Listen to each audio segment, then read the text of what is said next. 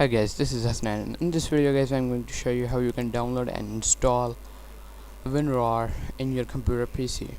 First of all, click the link in description for Softonic for download Winrar.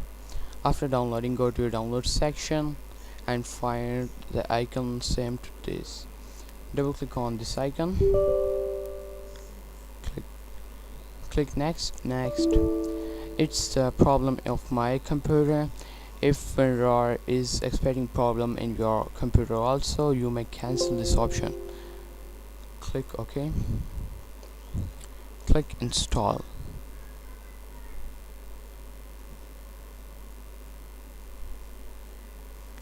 Click OK. Done. Winrar is already installed in your computer PC.